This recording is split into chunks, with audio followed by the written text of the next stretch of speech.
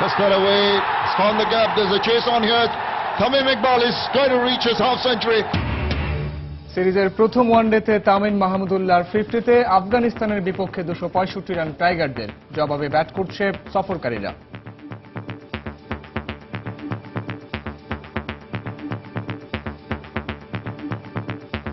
মিরপুরে টাইগার সমর্থকদের উল্লাস। আশা করছিলাম আমাদের রান 300 হবে বাংলাদেশের, কিন্তু তা হয় নাই।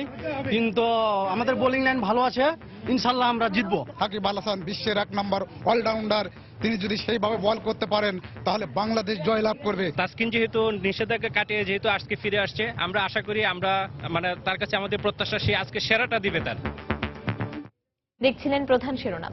সন্ধ্যার সময়ের সঙ্গে আছি আমি পারমিতাহীন এবং আমি সাইফুল রুদ্র। এবার অন্যান্য শীর্ষ সংবাদ।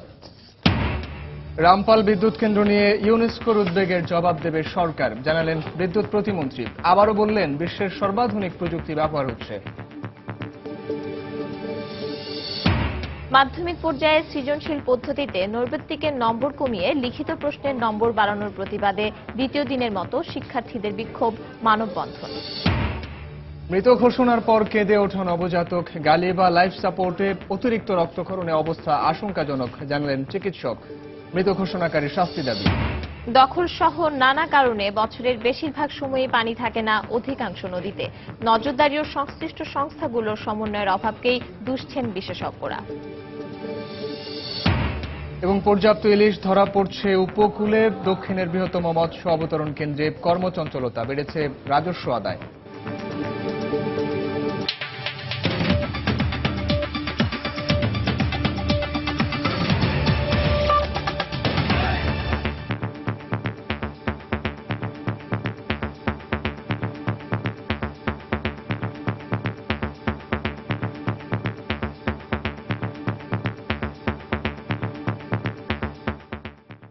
শুরুতেই বাংলাদেশ আফগানিস্তান ওয়ানডে সিরিজ প্রসঙ্গ।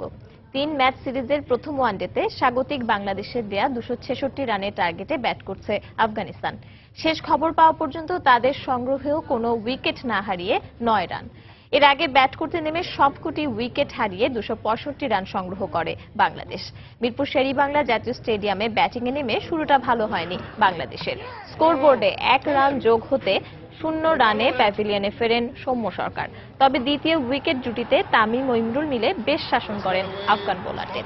এই জুটিতে 83 রান যোগ করে ইমরুল আউট হন ব্যক্তিগত 37 রানে। তবে ঠিকই ক্যারিয়ারে 33তম 50 হাঁকান তামিম। সেই সাথে আন্তর্জাতিক ক্রিকেটে প্রথম বাংলাদেশি ব্যাটসম্যান হিসেবে 9000 রানের রেকর্ড ছুঁয়ে ফেলেন তামিম ইকবাল। পরে ব্যক্তিগত 80 রানে আউট হন তিনি। দারুণ খেলতে থাকা মাহমুদুল্লাহ ফেরেন 62 রানে। এরপর দলের হাল ধরা সাকিব ভালো খেললেও আউট হন 48 রানে। শেষের দিকে কেউই নামের প্রতি সুবিচার করতে না পারায় 265 রানে থামে টাইগারদের ইনিংস। জবাবে ব্যাট করতে নেমে দেখে শুনে খেলছেন দুই Afghan opener Nuri O Shahzad. Ball him. Swings it round, misses it completely, annoyed with himself, but he's only got... Oh, he's got a hold of that, and that's... এই মুহূর্তে মিরপুর শেরেবাংলা স্টেডিয়াম এলাকায় রয়েছেন রিপোর্টার মাকসুম আলম খান। সরাসরি যাচ্ছি তার কাছে। মাকসুম। রুদ্র, অনেক প্রত্যাশার একটা সিরিজ, দীর্ঘদিন পর আবারও বাংলাদেশ দল আন্তর্জাতিক ওডিআই ম্যাচে কিন্তু মাঠে নেমেছে। তো যে কথাটি বলতে হয়, তাসকিন বোলিং শুরু করেছেন আন্তর্জাতিক ক্রিকেটে ফিরে, মাশরাফিও করছেন বোলিং। তবে ব্যাটিংয়ের কথা একটু বলতে হবে যে 265 রান সংগ্রহ করেছে। ভেতরে আমাদের সহকর্মী নাসির সুলতান ছিলেন, তার সঙ্গে আমরা কথা বলে জেনে নিব যে একসময় মনে হচ্ছিল যে 300 রান করাটাও পসিবল, সম্ভব, কিন্তু সেই 300 রানটা আসলে কেন করতে পারলো না বাংলাদেশ? আপনার কি মনে হয়েছে কোন কোন জায়গাগুলোতে ল্যাকিং ছিল? একটু প্রথমে মাকসুম আপনাকে বলে নিতে চাই যে আজকের একাদশটা যদি আপনি দেখেন যে ইমরুল কায়েস কিন্তু ওয়ান ডাউনে ব্যাটিং করেছেন এবং টিম ম্যানেজমেন্টের এমন একটা চিন্তা ভাবনা ছিল যে 7টা ব্যাটসম্যান খেলানো হয়েছে, রানটা যদি একটু বাড়ানো যায় সেক্ষেত্রে আফগানিস্তানের সামনে বড় একটা স্কোর দেওয়া যাবে। তো সেক্ষেত্রে প্রথম দিকে সৌম্য সরকার কিন্তু ভালো করতে পারেননি। তারপরেও যে ব্যাটসম্যানদের যেই একটা বড় বড় কিছু ইনিংসের কথা বলতে হয়, যেমন তামিম ইকবালের 80 রানের একটা ইনিংস ছিল, এরপর আপনার মাহমুদুল্লাহ খেলেছেন 62 রানের একটি ইনিংস, এরপর সাকিবের 48, সবকিছুই ঠিক ছিল এবং একটা সময় মনে হচ্ছিল যে বাংলাদেশ বড় একটা ইনিংস 300 বা 300 কাছাকাছি একটা রান হয়তো বাংলাদেশ করতে পারবে, কিন্তু সব ঝামেলাটা এসে লেগেছে আসলে শেষ 10 ওভারে। কারণ 40 ওভারে যদি আপনি রান দেখেন, আমি যতটুকু দেখেছি আমার যা মনে হয় যে 196 রান ছিল মাত্র 3 উইকেটে। তো সেই ক্ষেত্রে কিন্তু যদি 100 বা কাছাকাছি রান হতো, প্রায় 300 কাছাকাছি রান চলে যেত অথবা 300 পেরোতেও পারতো। কিন্তু শেষ 10 ওভারে আমরা দেখেছি যে 70-এর মতো রান হয়েছে ঠিকই, কিন্তু আপনার 7টি উইকেট পড়ে গেছে এবং শেষ বল পর্যন্ত খেলে বাংলাদেশ অল আউট হয়েছে। আমার কাছে যেটা মনে হয় যে দুটা কারণে এটা হতে পারে। এক হচ্ছে বাংলাদেশ আসলে অনেক দিন পরে, প্রায় 9 মাস এরকম পরে ওয়ানডে ক্রিকেট খেলছে, এই কারণে হয়তো তাদের এই ঝামেলাটা থাকতে পারে। এই ছাড়া আমার মনে হয় যে তাদের শেষ 10 ওভারে রান তোলার কিছুটা মানে তারা চেয়েছিলেন যে কিছু গতিতে যদি রান তোলা যায়, কিছু রান যদি বাড়ানো যায়, সেক্ষেত্রে স্কোরটা হয়তো 300-র কাছাকাছি হতে পারে। নাসির, 265 হয়েছে, তারপরেও এই রানটা চেস করার জন্য বাংলাদেশের বোলাররা যেভাবে আছেন, আপনার কি মনে হয় কোন নকশা আঁকবেন, তারা কি ছকে খেলবেন? আপনি যদি আফগানিস্তানের বোলিংটা দেখেন, দৌলত জাদরান প্রথম দিকে ভালো না করতে পারলেও শেষ 10 ওভারে কিন্তু দৌলত জাদরান তিনি কিন্তু 4টি উইকেট পেয়েছেন। এছাড়া রশিদ খান স্পিনার যে ছিলেন, লেগ স্পিনার, সেও কিন্তু উইকেট পেয়েছেন 2টি। তো বাংলাদেশের যে আজকে বোলিং লাইনআপ, তাইজুল আছেন স্পিনার, এছাড়া সাকিব তো আছেনই। তো সাকিবের কথাটা একটু, আর পেসার তো 3 জন আছেনই। তো সাকিবের কথাটা একটু বলে নিতে হয়। আমরা জানি যে আজকে যদি সাকিব মাত্র 2টি উইকেট পান, সেক্ষেত্রে কিন্তু সাকিব একটা বিরল রেকর্ড গড়বেন, যে 3 ফরম্যাটেই সাকিব হবেন বাংলাদেশের সর্বোচ্চ উইকেট শিকারী। দর্শক, নাসির যেভাবে বলছিলেন যে 3 ফরম্যাটেই কিন্তু সাকিবের বাংলাদেশের পক্ষে সর্বোচ্চ উইকেট শিকারীর মালিক হওয়ার সুযোগটা আজকে আছে, সেই সুযোগটি নিশ্চয়ই সাকিব আল হাসান নিতে চাইবেন এবং বাংলাদেশের কোটি কোটি দর্শক যারা আছেন, ক্রিকেট ভক্ত যারা আছেন, তারাও প্রত্যাশা করে থাকবেন যে বাংলাদেশ অন্তত সাকিব আজকে 2টি উইকেট লাভ করেন। তো এই ছিল বীরপুর স্টেডিয়াম থেকে আমার কাছে সর্বশেষ রুদ্র। দর্শক, মিরপুর শেরেবাংলা স্টেডিয়াম থেকে বাংলাদেশ এবং আফগানিস্তানের ম্যাচের খবরাখবর জানাচ্ছিলেন রিপোর্টার মাকসুম আলম খান, তার সঙ্গে যোগ দিয়েছিলেন নাসির সুলতান। দেখছেন সন্ধ্যার সময়। শান্তি আনতে লাইফটাই কিনলাম নতুন সিমটা, কিন্তু সকালে এক করলে সন্ধ্যায় আরেকটা, মেয়াদের চাপ চরম, হাতে ফেলে বোনাসটা। নিলে নতুন কানেকশন, নিও শান্তি দেয় না, শান্তি শুধু এয়ারটেলে, কোনো প্যারা দেয় না, শান্তি শুধু এয়ারটেলে। কথা আর ইন্টারনেটের বেস্ট অফারে শান্তি শুধুমাত্র এয়ারটেল নতুন প্রিপেড কানেকশনে। এয়ারটেল, দেশের সেরা স্মার্টফোন নেটওয়ার্ক। জনগণকে সঙ্গে নিয়ে সব ধরনের চ্যালেঞ্জ মোকাবেলার ক্ষমতা বাংলাদেশ সরকারের রয়েছে বলে মন্তব্য করেছেন প্রধানমন্ত্রী শেখ হাসিনা। যুক্তরাষ্ট্রে ভয়েস অফ আমেরিকাকে দেয়া এক সাক্ষাৎকারে তিনি এ মন্তব্য করেছেন। এতে দেশের সন্ত্রাসবাদ নির্মূল, আর্থসামাজিক উন্নয়ন সহ তার সরকারের সাফল্যের কথা তুলে ধরেন প্রধানমন্ত্রী।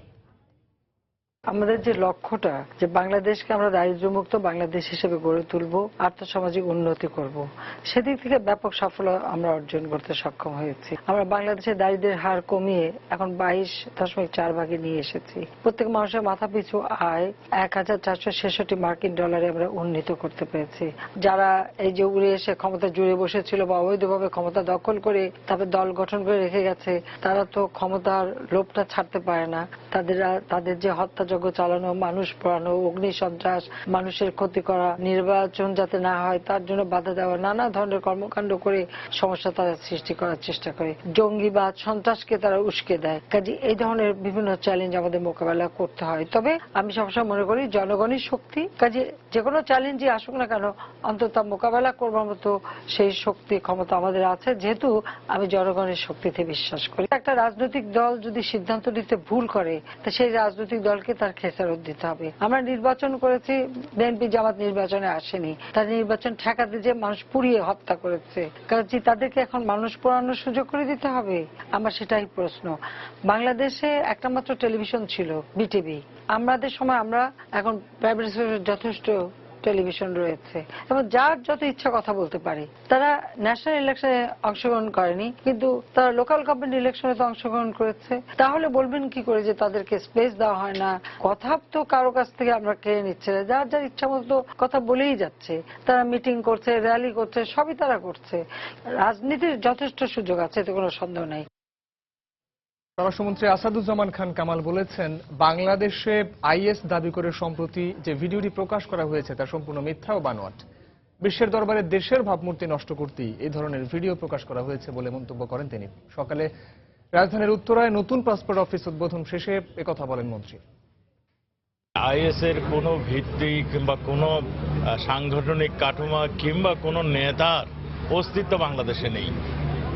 বাংলাদেশে যেগুলি হচ্ছে, বাংলাদেশকে একটা ষড়যন্ত্রের মুখোমুখি করার জন্য বিভিন্ন সামাজিক মিডিয়াকে যাকে বলে কিংবা অন্য দেশ থেকে মিডিয়ার মাধ্যমে আপলোড করে বিভ্রান্তিকর তথ্য দিয়ে যাচ্ছে। আমাদের দেশের মানুষ আইএস এবং এই ধরনের জঙ্গিবাদকে পছন্দ করে। রামপাল বিদ্যুৎ কেন্দ্র নিয়ে ইউনেস্কো উদ্বেগ জানিয়ে যে প্রতিবেদন দিয়েছে, আগামী সপ্তাহে তার জবাব দেওয়া হবে বলে জানিয়েছেন বিদ্যুৎ ও জ্বালানি প্রতিমন্ত্রী নসরুল হামিদ। সকালে রাজধানীর বিদ্যুৎ ভবনে বিদ্যুৎ ও জ্বালানি খাতে গবেষণা শীর্ষক এক কর্মশালার উদ্বোধন করে সাংবাদিকদের একথা জানান তিনি। দেশের সর্বাধুনিক প্রযুক্তি দিয়ে রামপাল প্রকল্প নির্মাণ করা হচ্ছে বলে আবারও জোর দাবি করেন নসরুল হামিদ। এখানে কিছু টেকনিক্যাল বিষয়গুলো আছে যেগুলো আমাদেরকে জানাতে হবে, কারণ এই টেকনিক্যাল বিষয়গুলো হয়তো ইউনেস্কো জানতে পারলে, এর আগেও আমরা জানিয়েছি, এখন আমরা আরো ডিটেল ভাবে জানাচ্ছি এবং তাদের যে আশঙ্কা যেটা আছে যেগুলির উপর, সেই আশঙ্কা জায়গায় আমরা চাচ্ছি যে এই আশঙ্কা যাতে না থাকে, আমরা কিভাবে টেকনিক্যাল জায়গাটাকে আমরা মিট করছি সেই বিষয়গুলো তাদেরকে জানানো প্রয়োজন। আমার মনে হয় আগামী সপ্তাহের মধ্যে আমরা জবাবটা দিয়ে দিই। সরকার খুব অ্যানালাইসিস করে $2 বিলিয়ন রিস্ক নিতে যাচ্ছেন। কেন সরকার এরকম ভাবে একটা কাজ করবেন যেটা $2 বিলিয়ন রিস্ক নিয়ে ভবিষ্যতে ক্ষতিগ্রস্ত হবে? আমার তো মনে হয় না এই ধরনের কাজের দিকে কখনো সরকার যাবে। সন্ধ্যার সময় আরো থাকছে। রাজধানীর কাঁঠাল বাগান ও হাতিরপুলে র্যাবের ভ্রাম্যমাণ আদালতের অভিযান, বিভিন্ন অনিয়মের দায়ে দুটি হাসপাতালকে 22 লাখ টাকা জরিমানা, আটক 3।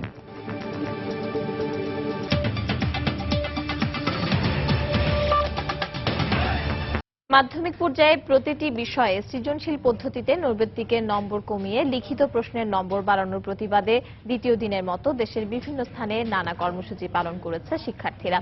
আগের নিয়মে 40 নম্বরের নৈর্ব্যক্তিক ও 60 নম্বরের লিখিত পরীক্ষা দিতে হতো শিক্ষার্থীদের। সকালে চট্টগ্রাম প্রেস ক্লাবের সামনে মানববন্ধন ও বিক্ষোভ সমাবেশ করে বেশ কয়েকটি স্কুলের শিক্ষার্থীরা। এ সময় প্রতিটি বিষয়ে সৃজনশীল পদ্ধতিতে 60টির পরিবর্তে 6টি প্রশ্ন বহালের দাবি জানায় তারা। নতুন নিয়মে তাদের নম্বর কম পাওয়ার আশঙ্কা শিক্ষার্থীদের।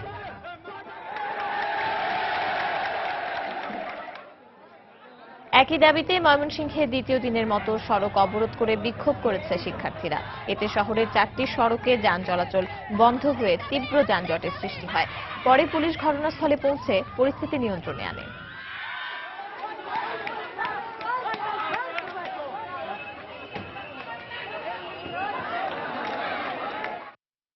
ষাটটা সৃজনশীল আনসার করার জন্য আমাদেরকে মাত্র 10 মিনিট সময় বাড়ানো হয়েছে, যা আমাদের পক্ষে সম্ভব না। 7টা সৃজনশীল চাই না, আমরা 6টা সৃজনশীল চাই। আমাদের এই দাবি মানা হোক, না হলে আমাদের ছাত্র সমাজের অধিকার ক্ষুণ্ণ হবে। ফরিদপুরে মৃত ঘোষণার 6 ঘন্টা পর দাফনের সময় কেঁদে ওঠা নবজাতক গালিবা হায়াতের অবস্থা আশঙ্কাজনক। তাকে রাজধানীর স্কয়ার হাসপাতালে লাইফ সাপোর্টে রাখা হয়েছে। চিকিৎসক জানিয়েছেন, শিশুটির শরীর থেকে অনবরত রক্ত ঝরার কারণে তার অবস্থা স্বাভাবিক হচ্ছে না। তবে গালিবার বাবার দৃঢ় বিশ্বাস, মৃত্যুর সঙ্গে লড়াই করে সুস্থ হয়ে উঠবে তার মেয়ে। পাশাপাশি জন্মের পর তার মেয়েকে মৃত ঘোষণাকারী ফরিদপুরের সেই চিকিৎসকের শাস্তি দাবি করেছেন তিনি।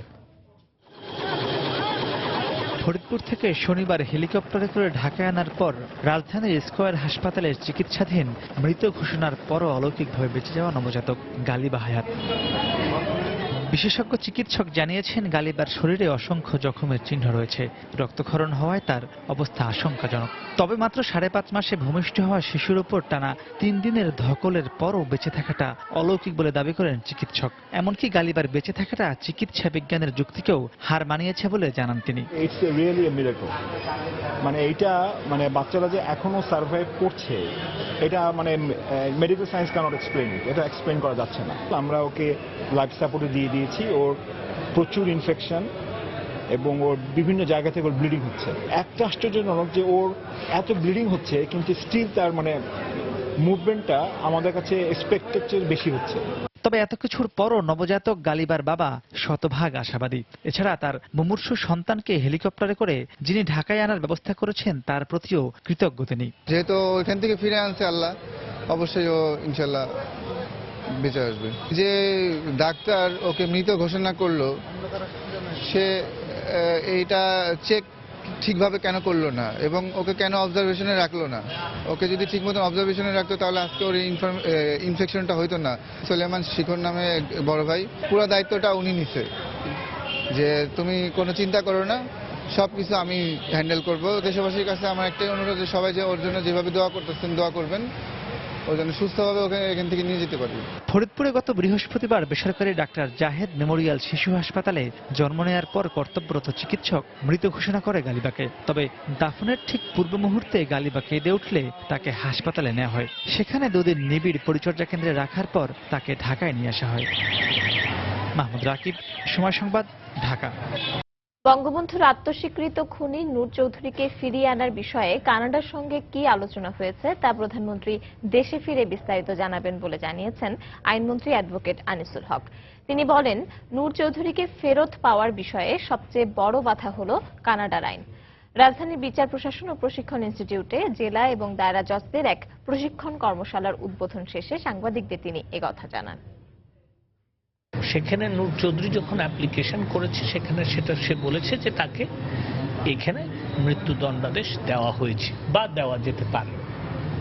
সেই ক্ষেত্রে আমাদের আলাপ আলোচনাটা হচ্ছে যে আইনের এই পর্যায়ে কিভাবে আমরা তাকে ফেরত আনতে পারি। আমার মনে হয় মাননীয় প্রধানমন্ত্রী যখন দেশে ফিরবেন তিনি বিস্তারিতভাবে এই ব্যাপারে বক্তব্য রাখবেন। ভয়েস অব আমেরিকাকে দেয়া সাক্ষাৎকারে প্রধানমন্ত্রীর বক্তব্যকে অসত্য বলে অভিহিত করেছে বিএনপি। দলটির দাবি, দেশে স্বাভাবিক রাজনীতির কোনো সুযোগ রাখেনি সরকার। সকালে নয়াপল্টনে বিএনপির কেন্দ্রীয় কার্যালয়ের সংবাদ সম্মেলনে এই মন্তব্য করেন দলের ভাইস চেয়ারম্যান শামসুজ্জামান দুদু। আমরা সমাবেশ, মিছিল এটা একেবারে আমরা করতে পারি না। কখনো কখনো এটা মানে একটা সীমাবদ্ধ সময়ের মধ্যে করা যায়। বাইরে তো সমাবেশ করার কোনো সুযোগ নেই, এটা তো আপনারা দেখেছেন। আগে যেটা আমরা 7 দিন, 10 দিন, 15 দিন, 1 মাস ধরে প্রচার করতে পারতাম, এখানে 24 ঘন্টা, কোনো ক্ষেত্রে 12 ঘন্টা আগে আমরা পারমিশন দিই। সে তো গণতন্ত্র কতটুকু আছে এখানে যারা মিডিয়ার বন্ধুরা আছেন তারাও জানেন, এখানে জনগণ জানে, রাজনৈতিক দলগুলো জানে। মাননীয় প্রধানমন্ত্রী তার বক্তব্য তার মতো করে দিয়েছেন, যার মধ্যে সত্যতার কোনো লেশ মাত্র নাই। সন্ধ্যার সময় আরো থাকছে। ওয়াশিংটনের পর ম্যারিল্যান্ডে বন্দুকধারীর গুলিতে 1 জন নিহত, আহত 7। বিপণিবিতানে গুলিতে 5 জন নিহতের ঘটনায় বন্দুকধারী গ্রেফতার।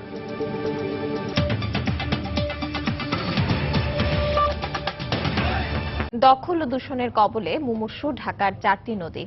অবৈধ দখলে যেমন ক্রমান্বয়ে নদীগুলো ছোট হয়ে আসছে, তেমনি বর্জ্য অব্যবস্থাপনার কারণে বিপজ্জনক মাত্রায় দূষিত নদীর পানি পরিশোধন করেও ব্যবহার করা যাচ্ছে না। বিশেষজ্ঞরা সমন্বয়হীনতার কথা বললেও নদী কমিশন বলছে জনবল সংকটের কারণে সম্ভব হচ্ছে না অধিকাংশ পরিকল্পনা বাস্তবায়ন। রিপোর্ট কামরুজ্জামান মামুনের। দখল, ভরাট, আবর্জনা নিক্ষেপ নানাবিধ কারণে রাজধানীর নদীগুলো হারিয়েছে নিয়মিত গতি ও ছন্দ। কোনো কোনো অংশ স্রোতহীন হয়ে রূপ নিয়েছে আবর্জনার ভাগাড়ে। ঢাকা ঘিরে থাকা 4 নদী শীতলক্ষা, তুরাগ, বালু ও বুড়িগঙ্গার প্রায় একই দশা। বর্জ্যের মিশ্রণে নদীর পানি সবর্ণ হারিয়ে কোথাও রং নিয়েছে লালচে, আবার কোথাও কালো। আর দখলের চিত্র তো আরও বেশি। সীমানা পিলার ছাড়িয়ে নদীর ভেতরে গড়ে তোলা হয়েছে স্থায়ী ও অস্থায়ী স্থাপনা, পাশাপাশি নদীর ভেতরে বালু ভরাট করে চলছে ব্যবসা। মোহাম্মদপুর বেণীবাঁধ এলাকায় নদীর জমি ভরাট করে গড়ে তোলা হয়েছে গ্যারেজ। কথা বলতে গেলে অনেকে এড়িয়ে যান। মাসুদ ভাইয়ের ওরা এই জায়গাটা ভরাট করছে। মাসুদ ভাই তো মনে করেন যে এটা আবার সঠিকই, কিন্তু ভাড়াটা নেয় না, ভাড়া নেয় কিন্তু তাদের পোলা পানি নেয়। স্থানীয় এই নেতার ফোন নম্বর সংগ্রহ করে ফোন দিলে ওপাশ থেকে জানানো হয় তিনি মাসুদ নন। আপনারা তো জানেন যে এটা নদী ছিল, নদীটা ওরা ভরাট করছে। আপনি মাসুদ না? না না না, মাসুদের নাম্বার বলে যে এই নাম্বারটা দেয়া হলো আমাকে। না না, এটা মাসুদের নাম্বার, এটা আমার। এই নদী বিশেষজ্ঞের মতে অভাব রয়েছে পর্যাপ্ত নজরদারির, অভাব রয়েছে সংশ্লিষ্ট সংস্থাগুলোর সমন্বয়ের। মাঝে এগুলো মনে হবে চর, আসলে চর না, এগুলো দখল করা হয়েছে। এই নদীগুলো জৈবিকভাবে মুমূর্ষ, যারা এই দখলগুলো দেখবে না তারা হলো এটা নজরদারি করে নাই, বা তারা কোনো কোনো ক্ষেত্রে পেছনের দরজা দিয়ে তারা এক ধরনের সহযোগিতা করেছে।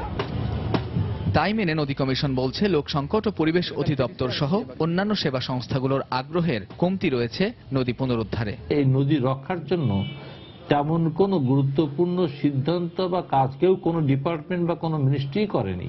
এক্ষেত্রে আমি পরিবেশ অধিদপ্তরের তারা সেরকম ভাবে সফল হয়নি, বরং যদি খুব নেকেডলি বলি তারা ব্যর্থই হয়েছে। আমরা এখন এটাগুলোকে আইডেন্টিফাই করতে চাই কে তারা এই দায়ী। প্রভাবশালী ও রাজনৈতিক মদতপুষ্টদের নদী দখল এবং সেই দখল করা জায়গায় দেদারসে ফেলা হচ্ছে শিল্প কারখানার বর্জ্য। বিশেষজ্ঞরা বলছেন ভাববার সময় নেই। রাজধানীর চারপাশের নদীগুলোকে পুনরুদ্ধারে এখনই যদি প্রয়োজনীয় পদক্ষেপ না নেওয়া যায় তাহলে এর দীর্ঘমেয়াদী প্রভাব পড়বে নগর জীবনে। কামরুজ্জামান মামুন, সময় সংবাদ, ঢাকা। বর্ষা মৌসুমে কেবল 3 মাস পানি থাকলেও বছরের অন্য সময় গাইবান্ধার বেশিরভাগ নদী পানি শূন্য থাকে। একদিকে চর জেগে উঠছে, অন্যদিকে দখল হয়ে যাওয়ায় ধীরে ধীরে মানচিত্র থেকে হারিয়ে যেতে বসেছে এক একটি নদী। সংশ্লিষ্টরা বলছেন, নদী খননের বিকল্প নেই। এই কাজের জন্য বরাদ্দ করা অর্থ লোপাট হয়ে যাওয়ায় কাজের কাজ কিছুই হয় না বলে অভিযোগ তাদের। হেদায়েতুল ইসলাম বাবুর রিপোর্ট, ক্যামেরায় ছিলেন ওবায়দুল ইসলাম। গাইবান্ধা শহরের পাশ দিয়ে বয়ে চলা এ নদীর নাম আলাই। ঘাঘর থেকে উৎপত্তি হয়ে গোবিন্দগঞ্জ উপজেলায় মিশেছে কাটাখালী নদীর সাথে। 44 কিলোমিটার দৈর্ঘ্যের আলাই নদী ছিল এই অঞ্চলের মানুষের জীবন জীবিকার উৎস। কালক্রমে ভরাট হতে হতে নদীটি এখন মৃতপ্রায়। পানি টালা প্রত্যাহার করার ফলে আমাদের দেশে অসংখ্য ছোট নদী মরে যাবে, ফলে আমাদের পরবর্তী প্রজন্ম মরুভূমির মুখোমুখি দাঁড়াবে। ভাটিয়ালি, ভাওয়াইয়া গান, যেটা যে নদী থেকে এই গানগুলোর উৎপত্তি, সেই গানগুলো কিন্তু আমাদের হারিয়ে যাচ্ছে। সেটা হলো একমাত্র কারণ কিন্তু নদী। সারা বছর নদ নদীগুলোতে পানি না থাকায় নদী নির্ভর বিভিন্ন পেশার মানুষের জীবন জীবিকা বিপর্যয়ের মুখে পড়েছে। নদীর তলদেশ ভরাট হয়ে যাওয়ায় বন্যার পানিতে ভেসে যায় গ্রামের পর গ্রাম। আবার পানি নেমে গেলেই দেখা দেয় তীব্র ভাঙন। বরাদ্দ হচ্ছে, স্যাংশন হচ্ছে, কাজ শুরু হবে, কই নাই তো। ঘাটের মধ্যে মাছ নাই, এখন কিভাবে আমরা জীবন যাপন করে? নদীটার পানি ঘুরে দেওয়া যায় তাহলে আমাদের কঞ্চিপাড়া তথা গাইবান্ধা জেলা নদী ভাঙন থেকে রক্ষা পাবে। বিশিষ্টজনদের অভিযোগ, নদী শাসনের জন্য প্রতি বছর সরকার অর্থ বরাদ্দ দিলেও তার যথাযথ ব্যবহার হয় না। কয়টা ব্লক ফেললো, কয়টা বোল্ডার ফেললো, কিংবা কয় বস্তা মাটি ওখানে ফেলে নদী ঢাকাবার ব্যর্থ চেষ্টা করা হলো, এর কোনো হিসাব কিতাব নাই। যেহেতু ওইটার কোনো হিসাব নাই, অর্থ লোপাটেরও কোনো হিসাব থাকে না। অবশ্য নৌ পরিবহন মন্ত্রী জানালেন, নদীগুলোর নাব্য ফিরিয়ে আনতে সরকার নদী খননের কাজ শুরু করবে। আমাদের 53টি নদীপথ খনন এবং পরবর্তীতে আরো 53টি এবং বিশেষ নদী 12টি, মোট 118টি নদী আমরা খনন করব। ব্রহ্মপুত্র নদ ছাড়াও তিস্তা, করতোয়া, ঘাঘট, আলাই, মানস ও বাঙালি নদী গাইবান্ধার মধ্য দিয়ে প্রবাহিত হয়। এর মধ্যে ভরাট হয়ে গেছে করতোয়া। হেদায়েতুল ইসলাম বাবু, সময় সংবাদ, গাইবান্ধা। নদী দূষণ ও দখলদারদের নব্য রাজাকার উল্লেখ করে নৌপরিবহন মন্ত্রী শাহজাহান খান বলেছেন, নদী দূষণ ও দখলমুক্ত করতে কাজ করছে সরকার। সকালে জাতীয় প্রেস ক্লাবে বিশ্ব নদী দিবস উপলক্ষে আয়োজিত রচনা প্রতিযোগিতা ও পুরস্কার বিতরণী অনুষ্ঠানে তিনি এসব কথা বলেন। যারা নদীকে দখল করে, দূষণ করে নষ্ট করছে, আমি তাদেরকে বলতে চাই, এই যুগের রাজাকার, কারণ তারা আমার এই নদীর জীবনকে হত্যা করছে। নদী কিভাবে দখল হয়েছে, কি হচ্ছিল, এবং এই দখল দূষণ মুক্ত করতে গিয়ে আমাদেরকে হিমশিম খেতে হচ্ছে। নদী রক্ষা আমাদের একটি চ্যালেঞ্জ হিসেবে দেখা দিয়েছে, সুতরাং এই চ্যালেঞ্জ আমরা মোকাবেলা করতে চাই। লাইসেন্সবিহীন ডায়াগনস্টিক সেন্টার ও ব্লাড ব্যাংক পরিচালনা সহ বিভিন্ন অনিয়মের দায়ে রাজধানীর কাঁঠালবাগান ও হাতিরপুলের দুটি হাসপাতালকে 22 লাখ টাকা জরিমানা করা হয়েছে। সকালে কাঁঠালবাগানের পদ্মা জেনারেল হাসপাতাল ও হাতিরপুলে ব্রাইটন হাসপাতালে পৃথক অভিযান চালায় র্যাব 2-এর ভ্রাম্যমাণ আদালত। এ সময় ডাক্তারের স্বাক্ষর নকল করে ভুয়া মেডিকেল রিপোর্ট তৈরি, অবৈধ বিদেশি ওষুধ বিক্রি, দক্ষ জনবল ছাড়া ল্যাবরেটরি পরিচালনা সহ বিভিন্ন অব্যবস্থাপনা দেখতে পায় র্যাব। পরে পদ্মা জেনারেল হাসপাতালকে 16 লাখ ও ব্রাইটন হাসপাতালকে 6 লাখ টাকা জরিমানা করেন র্যাব 2-এর ম্যাজিস্ট্রেট সারওয়ার আলম। এ সময় 3 জনকে আটক করা হয়।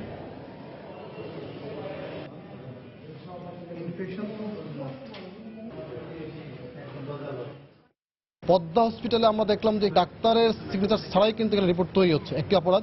পাশাপাশি এদের ব্লাড ব্যাংকের কোনো অনুমোদন নেই, মেয়াদ উত্তীর্ণ এবং কিছু ইন্ডিয়ান ব্যান্ড ওষুধ আমরা পেয়েছি। পাশাপাশি তাদের ওটিও কিন্তু অত্যন্ত নোংরা। তো এই সমস্ত কারণে এই পদ্মা ডায়াগনস্টিককে মোট 16 লক্ষ টাকা জরিমানা আদেশ করা হয়েছে।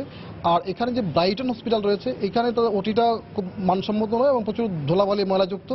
পাশাপাশি এখানে কোনো টেকনিশিয়ান নাই, টেকনিশিয়ান ছাড়াই যিনি আসলে একজন সাধারণ এমএলএসএস বা একজন স্টাফ, সেই কিন্তু আসলে এই ধরনের টেস্টগুলি তৈরি করছেন। এই কারণে এই প্রতিষ্ঠানকে মোট 6 লক্ষ টাকা, এই দুটি প্রতিষ্ঠানকে সর্বমোট 22 লক্ষ টাকা জরিমানা আদেশ করা হয়েছে। রাস্তায় জনদুর্ভোগ সৃষ্টি করায় জনশক্তি রফতানিতে সহায়তাকারী প্রতিষ্ঠান গামকার অফিস গুলশান থেকে সরিয়ে নিতে 15 দিনের সময় বেঁধে দিয়েছেন ঢাকা উত্তর সিটি কর্পোরেশনের মেয়র। সকালে মেয়র গুলশান 2 নম্বরের প্রতিষ্ঠানটি পরিদর্শন করেন। এলাকাবাসী বিভিন্ন অভিযোগ করায় প্রতিষ্ঠানটি স্থানান্তরের সময়সীমা বেঁধে দেন মেয়র। প্রতিষ্ঠানটি উপসাগরীয় 6টি দেশে জনশক্তি রপ্তানিতে মেডিকেল পরীক্ষায় অংশগ্রহণকারীদের সমন্বয় করে। ঢাকায় 26টি মেডিকেলে স্লিপের মাধ্যমে এই অফিস থেকে পাঠানো হয়। ব্যাপক জনসমাগমের কারণে ওই এলাকায় যানজট সৃষ্টি হয়। এলাকাবাসী এ ব্যাপারে বারবার অভিযোগ করার পরও কোনো ব্যবস্থা না নেয় সিটি কর্পোরেশনের সহায়তা কামনা করেন তারা।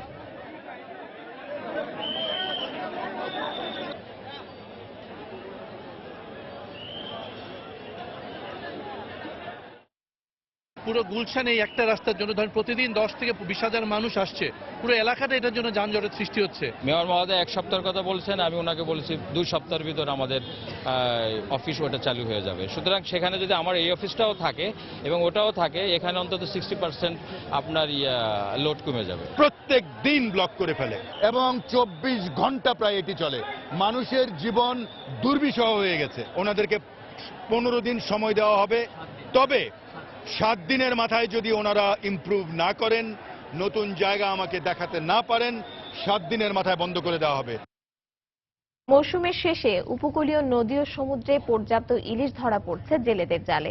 দক্ষিণের বৃহত্তম মৎস্য অবতরণ কেন্দ্র বরগুনার পাথরঘাটার বিএফটিসি ঘাটে ফিরেছে কর্মচঞ্চলতা। পাইকার, আড়তদার, জেলে ও শ্রমিকদের ভিড়ে মুখরিত ঘাটটি। সমুদ্রে মাছ ধরার নিরাপদ পরিবেশ সৃষ্টি হওয়া ও ঝাঁকে ঝাঁকে ইলিশ ধরা পড়ায় দারুণ খুশি জেলেরা। বিএফটিসি কর্মকর্তা বলছেন, এতে বেড়েছে সরকারি রাজস্ব আদায়ের পরিমাণও। এম এ আজিমের পাঠানো তথ্য ও এস.এম. সিফাতের ছবি নিয়ে ডেস্ক রিপোর্ট। একের পর এক জলদস্যু বাহিনীর আত্মসমর্পণে গভীর সমুদ্রে মাছ ধরার নিরাপদ পরিবেশ ফিরে পেয়েছে জেলেরা। আর সেই সাথে গত কয়েক সপ্তাহ ধরে বেড়েছে ইলিশ মাছের পরিমাণও। প্রতিদিন শত শত ট্রলার মাছ বোঝাই করে ফিরছে বরগুনার পাথরঘাটার বিএফটিসি ঘাটে। সকাল থেকে দুপুর পর্যন্ত বিক্রির জন্য শত শত মন ইলিশ মাছ উঠছে ট্রলারগুলো থেকে। আড়তদারদের মাধ্যমে পাইকাররা মাছ কিনে পাঠাচ্ছেন দেশের বিভিন্ন মোকামে। যে মাছ এখন বর্তমানে পড়তে আছে 3-4 বছর এরকমের মাছ আপনি পরে নেয়। সাগরে এখন ডাকাত নাই, জেলেরা এখন নির্বিঘ্নে মাছ শিকার করতে পারতেছে। আগে এই ঘাটে যারা কাজ করতো 200 টাকা পাইতো, তারা এখন 300-400 টাকা পাইতেছে। বিএফটিসি কর্মকর্তা বলছেন, মাছের পরিমাণ বাড়ায় বেড়েছে সরকারি রাজস্ব আদায়ের পরিমাণও। গত বছরের তুলনায় ইনশাআল্লাহ এবার মাছের আমদানি অনেক বেশি। মাছের পরিমাণ বাড়াতে একদিকে যেমন বাংলাদেশ মৎস্য উন্নয়ন কর্পোরেশনের রেভিনিউ বেশি আদায় হয়েছে। গত বছর পুরো সেপ্টেম্বর মাসে মাত্র 360 মেট্রিক টন ইলিশ মাছ ওঠে বিএফটিসি ঘাটে। আর এবছর সেপ্টেম্বর মাস শেষ না হতেই 1000 মেট্রিক টনেরও বেশি ইলিশ উঠেছে। সময় সংবাদ, বরগুনা। শিক্ষার্থীদের একাডেমিক পড়াশোনার পাশাপাশি বিজ্ঞান, সংস্কৃতি ও খেলাধুলা সহ বিভিন্ন বিষয়ের সঙ্গে পরিচয় করাতে প্রাক বিশ্ববিদ্যালয়ে অনুষ্ঠিত হল ক্লাব ডে কার্নিভাল। সকালে বিশ্ববিদ্যালয়ে এই কার্নিভালের আয়োজন করা হয়। বিশ্ববিদ্যালয়ের 42টি ক্লাবের মধ্যে 28টি ক্লাব এই কার্নিভালে অংশ নেয়। এতে 3 দিন ধরে নতুন শিক্ষার্থীদের সঙ্গে পরিচয় করানো হবে ক্লাবগুলোর। তুলে ধরা হবে বিভিন্ন কার্যক্রম। এতে শিক্ষার্থীরা দেশের সামাজিক, সাংস্কৃতিক, বিজ্ঞান সহ বিভিন্ন কাজে উৎসাহী হবে বলে মনে করা হচ্ছে।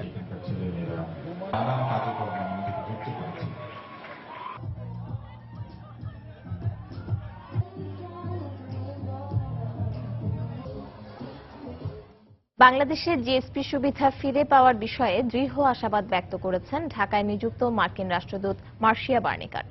নিউ ইয়র্কের centre for non resident Bangladeshi নামে একটি সংগঠনের আয়োজনে সেমিনারে এমন মন্তব্য করেন বার্নিকাট। সেমিনারে অংশ নিয়ে বাংলাদেশি ব্যবসায়ীরা বলেন, জিএসপি স্থগিতের কারণে বাংলাদেশি অন্য সব পণ্য আন্তর্জাতিক বাজারে প্রবেশ করতে পারছে না।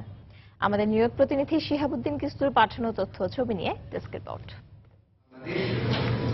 নিউ ইয়র্কে প্রবাসী বাংলাদেশিদের সংগঠন আয়োজিত প্রবাসে বৈধভাবে বসবাস এবং বৈধভাবে ব্যবসা শীর্ষক সেমিনারে অংশ নিয়ে মার্কিন রাষ্ট্রদূত বাংলাদেশে বিদেশি বিনিয়োগ ও বিনিয়োগের পরিবেশ বিষয়ে আলোকপাত করেন। তিনি আরো বলেন, জিএসপির আওতাধীন পণ্য উৎপাদনে মনোযোগী হলে সেটাই হবে ভবিষ্যৎ বাংলাদেশের সাফল্যের চাবিকাঠি।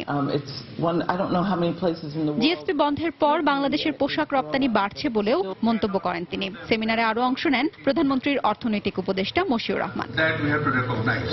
সেমিনারের পর পোশাক শিল্প খাতের ত্রুটির জন্য জিএসপি বন্ধের কারণে বাংলাদেশের অন্য সব পণ্যের বাজারও ক্ষতিগ্রস্ত হচ্ছে বলে জানিয়েছেন আন্তর্জাতিক বিনিয়োগকারীরা। সেমিনার শেষে মার্শা ব্লুম বার্নিকাট বলেন, বাংলাদেশ যেন জিএসপি ফিরে পায় সেজন্য আন্তরিক চেষ্টা করছেন তিনি। তখনই এটা সম্ভব হবে যখন সরকার এ বিষয়ে কর্মপরিকল্পনা সম্পন্ন করবে। আমরা বিভিন্ন মন্ত্রণালয়ের সঙ্গে কাজ করছি। জিএসপি ফিরে পাওয়ার বিষয়ে আমি আত্মবিশ্বাসী। শ্রম অধিকার দৃঢ় হলে এবং শ্রমিকদের অবস্থার উন্নতি হলে এটি সহজ হবে। বাংলাদেশের সাথে যুক্তরাষ্ট্রের বন্ধুত্বকে নির্ভেজাল ও সুদৃঢ় বলেও মন্তব্য করেন বাংলাদেশে নিযুক্ত মার্কিন রাষ্ট্রদূত। সময় সংবাদ, নিউ ইয়র্ক, যুক্তরাষ্ট্র।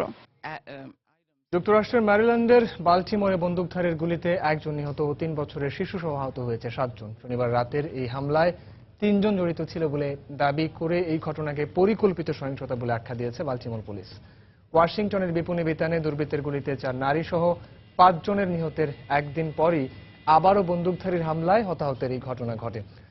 ওয়াশিংটনের হামলার সঙ্গে জড়িত ঘটনায় আরাকান চেতিন নামে এক ব্যক্তিকে গ্রেপ্তার করেছে পুলিশ। চেতিন গুলিতে নিহত এক নারীর সাবেক বন্ধু বলে সামাজিক যোগাযোগ মাধ্যমে খবর ছড়িয়ে পড়লে তা নিশ্চিত করেনি কর্তৃপক্ষ। এদিকে পুলিশের গুলিতে কৃষ্ণাঙ্গ হত্যার ঘটনায় নর্থ ক্যারোলাইনার শার্লট শহরের বাসিন্দারা বিক্ষোভ অব্যাহত রেখেছে। কারফিউ ভেঙে শনিবারও বিক্ষোভে যোগ দেয় তারা।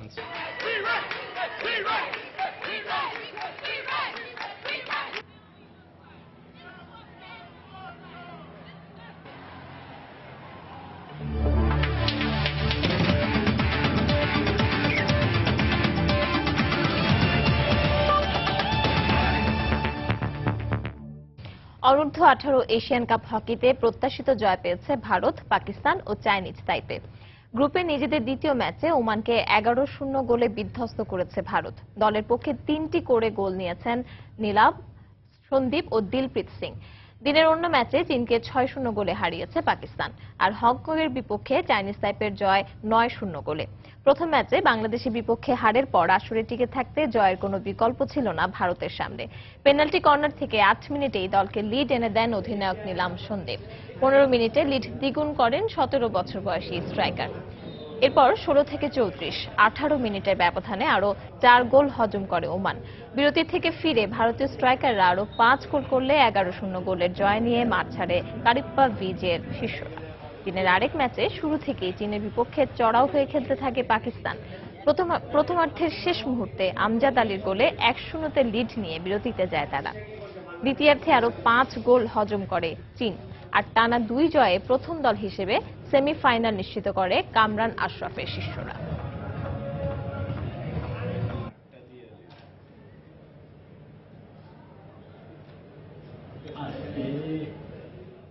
সন্ধ্যার সময়ে এ পর্যায়ে শীর্ষ সংবাদগুলো জানাবো আরো একবার। Let's get away. It's on the gap. There's a chase on here. Tamim Iqbal is going to reach his half century. সিরিজের প্রথম ওয়ানডেতে তামিম মাহমুদুল্লাহর 50-তে আফগানিস্তানের বিপক্ষে 265 রান টাইগারদের। জবাবে ব্যাট করছে সফরকারীরা। রামপাল বিদ্যুৎ কেন্দ্র নিয়ে ইউনেস্কোর উদ্বেগের জবাব দেবে সরকার, জানালেন বিদ্যুৎ প্রতিমন্ত্রী। আবারও বললেন, বিশ্বের সর্বাধুনিক প্রযুক্তি ব্যবহার হচ্ছে। মৃত ঘোষণার পর কেঁদে ওঠা নবজাতক গালিবা লাইফ সাপোর্টে। অতিরিক্ত রক্তক্ষরণে অবস্থা আশঙ্কাজনক, জানালেন চিকিৎসক। মৃত ঘোষণাকারীর শাস্তি দাবি। দখল সহ নানা কারণে বছরের বেশিরভাগ সময়ে পানি থাকে না অধিকাংশ নদীতে। নজরদারি ও সংশ্লিষ্ট সংস্থাগুলোর সমন্বয়ের অভাবকেই দুষছেন বিশেষজ্ঞরা। এবং পর্যাপ্ত ইলিশ ধরা পড়ছে উপকূলে। দক্ষিণের বৃহত্তম মৎস্য অবতরণ কেন্দ্রে কর্মচঞ্চলতা, বেড়েছে রাজস্ব আদায়। দর্শক, এই ছিল সন্ধ্যার সময়। যে কোনো খবর পেতে ভিজিট করুন সময়নিউজ.tv আর সঙ্গে থাকুন সময়।